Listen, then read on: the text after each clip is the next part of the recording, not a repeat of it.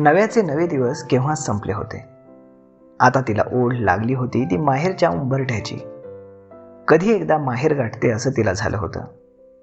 पावसाच्या 4 थेंबांसह तिनं आपल्या माहेरी पहिलं पाऊल ठेवलं. सारं वातावरण उत्साहात न्हाऊन निघालं. 2 वर्षांपूर्वी उंबरठा ओलांडून गेलेली लेक माहेराला आल्यानं घरात बाप आणि मायेच्या उत्साहाला उधाण आलं होतं. तिनंही घोटभर पाणी गळ्याखाली उतरवलं. आपल्या मंद पावलांनी साऱ्या घराचा ताबा मिळवला. सारं काही जिथल्या तिथे होतं. तिच्याही मनात दाटून आलेला आनंद गगनात मावत नव्हता. इकडून तिकडं करत ती सारं काही निहाळू लागली. तिला सगळ्या सोयऱ्यांच्या भेटी घ्यायच्या होत्या. त्यामुळे प्रत्येकाला आणि घरादारातील प्रत्येक वस्तूला ती भेटत होती. मुक्त पक्षाप्रमाणे तिचा संचार सुरू होता. तहानभूक हरवून ती हे सारं काही तुडवत होती. मायेनंही तिला मनसोक्त भेटू दिलं. या साऱ्या वातावरणात तिच्या अंगात एक वेगळी जादू संचारली होती. प्रवासाचा थकवा तर केव्हाच हवेत विरून गेला होता आणि नव्यानं चेहऱ्यावर आलेली तरतरी दिसत होती. फक्त माहेरच्या अंगणात पाय ठेवल्यानं तिला ही सारी दैवी शक्ती मिळाली होती. या मातीमध्ये एक वेगळी जादू असते हे आईचं वाक्य आता तिला तंतोतंत पटत होतं. या मातीची ओढ अंगात नव्यानं उत्साहाचा संचार करण्यास भाग पाडते याचा प्रत्यय आता तिला क्षणाक्षणाला येत होता. माझ घरातून तिची पावलं आता हळूहळू कोपऱ्याकडे वळू लागली. याच दरम्यान क्षणात तिची नजर खिडकीच्या बाहेर गेली. खिडकीतून येणाऱ्या मंद वाऱ्यानं ती काहीशी सुखावली. चेहऱ्यावरच्या तरतरीला आता या वाऱ्याचं एक वेगळंच टॉनिक मिळालं होतं. आसपासच्या प्रत्येक घर आणि झाडावरती ती नजर टाकत होती. याच दरम्यान कानावर पडलेल्या मंदिरातील घंटेच्या आवाजानं तिचं सैरावैरा झालेलं मन जागेवर स्थिरावलं. सासरी जाताना शेवटचं मंदिराची पायरी चढल्याचं तिला आठवलं. तिनं डोळे बंद केले आणि मंदिरातील पंचमुखी मारुतीचं दर्शन घेतलं. याच दरम्यान हसण्याच्या आवाजानं तिचं लक्ष वेधलं गेलं. यावेळी कानावर पडलेला आवाज हा ओळखीचा आणि ओढ लावणारा होता. ती क्षणात त्या आवाजाचा कानोसा घेत जागेवरच थबकली. मंदिराच्या पायऱ्यावर 4 चौघात बसलेल्या त्याच्यावर तिची नजर खिळून बसली. आता ती स्थितप्रज्ञासारखं ते चित्र निहाळू लागली. दाढीचे केस किंचित वाढलेले, डोळे खोल, चेहरा खप्पाळ झालेला आणि असं असतानाही चेहऱ्यावरचं ते हास्य कायम होतं. तो मनसोक्तपणे हसत होता. याच आवाजानं तिचं सारं चित्त आता त्यावर स्थिरावलं होतं. पाय खोल जमिनीत रुतल्यागत झाले होते. हात वेणीवर गेला आणि काहीतरी हरवल्यासारखं तिला झालं. त्याच्यातल्या त्या वेगळेपणानं तिचं लक्ष वेधून घेतलं होतं. त्याच्या मुखदर्शनानं ती अधिकच सुखावली. मात्र हा अवतार पाहून तिच्या जीवाची आतल्या आत काहिली होऊ लागली. तिनं मन भरून ते मुखदर्शन घेतलं. आता मनात दाटून आलेला हुंदका तिला रोखता येईना. पापण्याच्या कडा तर केव्हाच पाणावल्या होत्या. त्यामुळे त्याच्या चेहऱ्याभोवती नकळत अश्रूंचं रिंगण तयार झालं. ती मन भरून तो चेहरा पाहू लागली. मनात साऱ्या गोष्टींचा कल्लोळ सुरू होता. काय हा अवतार? काय हरवलं म्हणून हा असा दिसतोय? कोणती बाधा झाली का? अशा अगणित प्रश्नांची तिच्या मनात एकच कल्लोळ माजवला. याच प्रश्नांची उत्तरं आता तिला शोधायची होती. काही केल्या तिला सारं काही जीव घेणं वाटत होतं. असंख्य प्रश्नांना सामोरं जात असताना माझ्यामुळे तर झालं नसेल ना, याच उत्तरावर तिच्या विचाराचं चक्र काहीसं स्थिरावलं. शांत सागरात एका वादळानं असंख्य लाटा निर्माण कराव्यात, बस असंच काहीसं तिच्या बाबतीत झालं होतं. त्याच्या मुखदर्शनानं आता तिच्या अनेक लाटा मनाच्या कप्प्यावरती एका पाठोपाठ येऊन धडकत होत्या. तिच्या जुन्या आठवणींना उजाळा मिळत होता. माप ओलांडलं आणि तिनं सासरी नव्यानं संसार थाटला. मात्र तरीही त्याच्यासोबतच्या आठवणी तिच्या मनात तशाच कायम होत्या. पहिल्या प्रेमाच्या त्या सुखद आठवणी, यात जगलेल्या प्रत्येक क्षणांची स्मृती आज ताजी होत होती. त्याच्यासोबत मनोमन रंगवलेल्या सुखी संसाराची चित्र अपूर्ण राहिल्याची सल तिला सारखी बोचत होती. याच विचारानं तिला वेळ लागल्यासारखं झालं. 100-200 उंबऱ्याच्या या गावात त्याचं व्यक्तिमत्व चार चौघात उठून दिसणारं, नजरेत भरणारा तो करारी बाणा. सारं विश्व आपल्या मुठीत सामावून घेण्याची जिगर त्याच्यात होती. त्यामुळेच पहिल्याच नजरेत आपलंसं करून टाकणारी जादू देखील त्याच्यात होती. त्यामुळे कोणीही भाळेल असाच तो. याला ती तरी कशी अपवाद ठरणार? तीही त्याच्या नजरेनं घायाळ झाली आणि मनातच फर्स्ट साईट लवची पालवी सहज फुलली. तिलाही आता त्याच्याशिवाय करमेना आणि ती आता त्याच्या सुखद आठवणींमध्ये हरवून गेली. ते विश्वच वेगळं होतं. त्या आठवणींच्या मोरपंखी स्पर्शानं ती स्वतःला हरवून बसली. कृषीची भली मोठी डिग्री घेऊन तो गावात परतला. मोठ्या शहरात आणि थेट विद्यापीठात शिकल्यानं त्याचा गावात मोठा रुबाब, पण त्याच्या वागण्या बोलण्यात तो कधीही जाणवत नव्हता. माहीत असणाऱ्या प्रत्येकाला त्याचा सार्थ अभिमान वाटायचा. ते पोरगं आमच्या गावचं, भलतं संस्कारी आहे, बापूच्या शब्दापुढं मरेल पण कधीही जाणार नाही, असा सबूत प्रत्येक जण त्याच्या बाबतीत देत होता. भल्या मोठ्या शहरात शिक्षण घेतलेलं असलं तरीही संस्कार अगदी गावाकडचेच कायम होते. बोलण्या वागण्यातील ती गावाकडची संस्कृती तशीच कायम होती. त्यावर कधीही शहरी भागातील तो वेगळीपणा आलेला दिसला नाही. हेच वेगळेपण जपत तो प्रत्येकाच्या मनात घर करत होता. अनेक मुलींच्या स्वप्नातील तर तो राजाच होता. अनेकांनी मनोमन त्याला वर मानलं होतं. तो मात्र जबाबदारी आणि कर्तव्याची धुरा सांभाळत होता. पुण्यात इंजिनियर असलेल्या आताच्या स्थळापेक्षाही तिला गावातील तो सोशल वर्क करणारा अधिक भुरळ घालत होता. सर्व कामात तो पुढे असायचा. गणपतीचा उत्सव असो की नवरात्र, गावात पोरीचं लग्न असो की मित्राचं नानमुख, सारं काही उत्साहात तो सर्वांना सोबत मिळून मिसळून पार पाडायचा. त्यामुळेच त्याचं व्यक्तिमत्व अधिक खुलून निघायचं. साऱ्या कामात तो पुढे असायचा.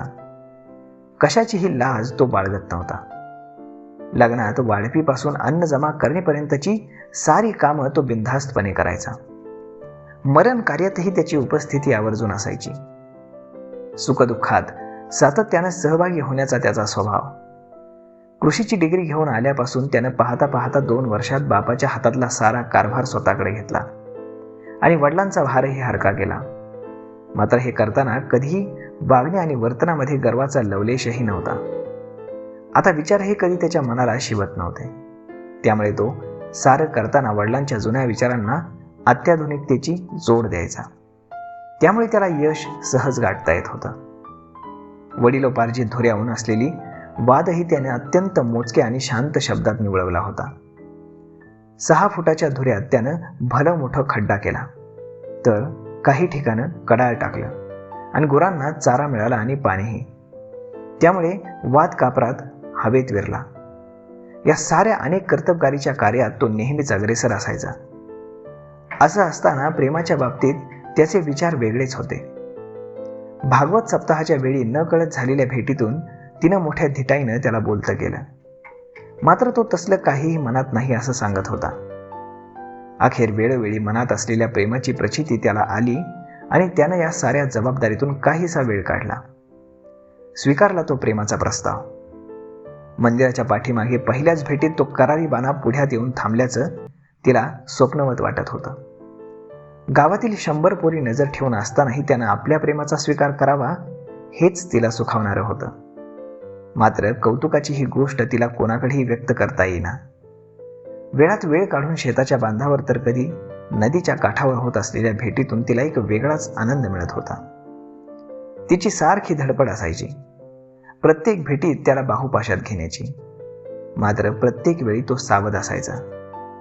अखेर तिनंही मोका साधून आणलाच. पायात काटा रुतल्याचा बहाणा करून त्याला स्पर्श केला.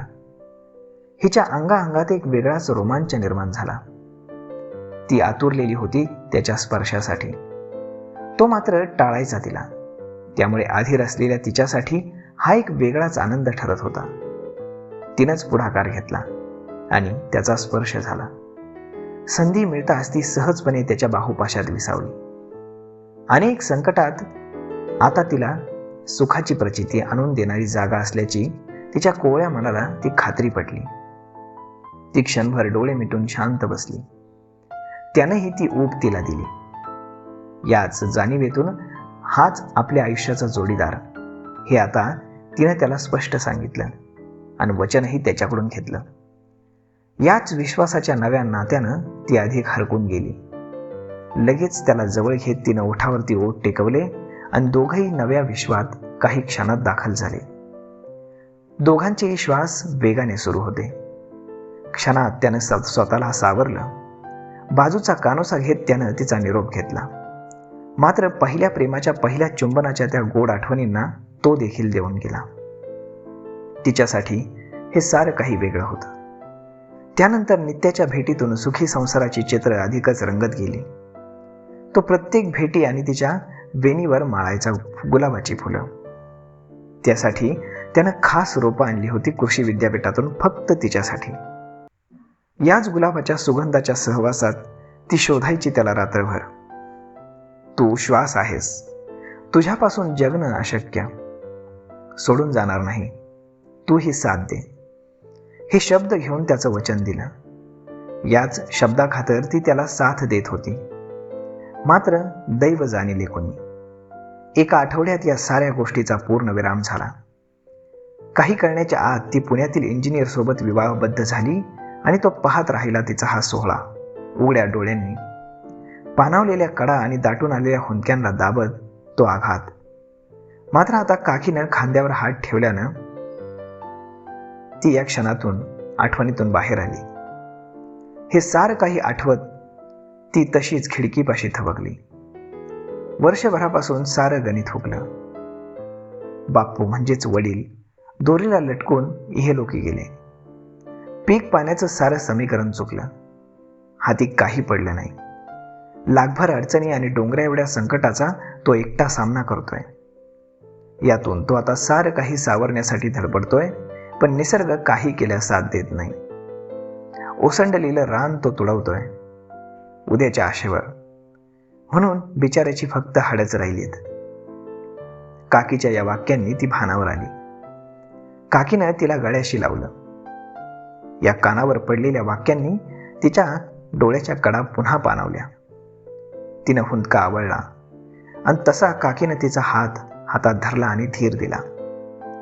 त्याला पाहून तिच्या मनाची झालेली काहिली काकी आपल्या डोळ्यांनी हेरत होती. कोपऱ्यात बसून तिनं वर्षभरात त्याच्यावरती ओढवलेल्या साऱ्या संकटाची कथा तिच्या कानावर टाकली आणि तिच्या जीवाचा थरकाप उडाला. बरं झालं तू होकार दिला, नाहीतर यंदाच्या साली पुण्यानं पाण्यानं चाट दिली असती आणि काही झालं नसतं. म्हणून त्याचा बाप दोरीला लटकला. आता तर तिच्या जीवाचाच थरकाप उडाला. आपल्या एका चुकीनं तो किती अडचणीत सापडला. मात्र आजही लढतोय, या साऱ्या संकटाचा सामना करतोय, कोणत्याही कुरबुरीशिवाय. या काकीच्या वाक्यांनी तिच्या पायाखालची जमीन सरकली. किती स्वप्न रंगवली होती त्याच्यासोबत सुखी संसाराची, पण पुण्याच्या या स्थळानं या साऱ्या स्वप्नांवर पाणी फेरलं त्याच्या.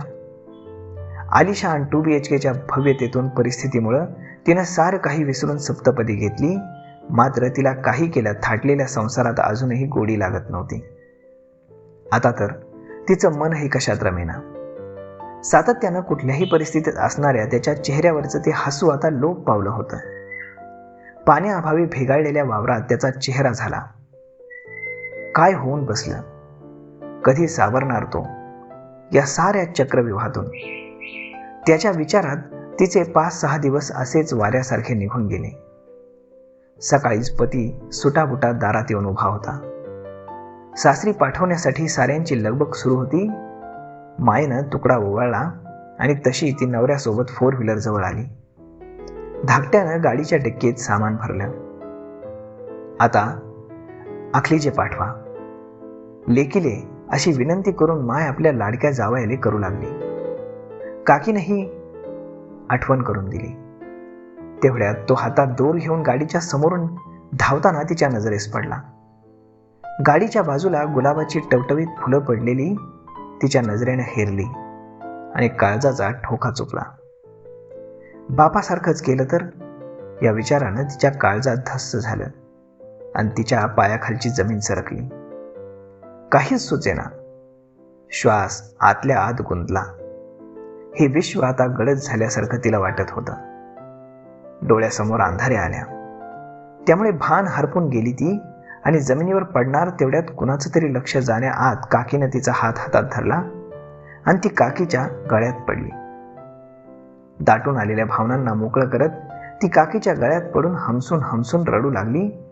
मात्र काकीनं सावरत तिच्या कानात सांगितलं आणि तिच्या जीवात जीव आला, भिवू नको.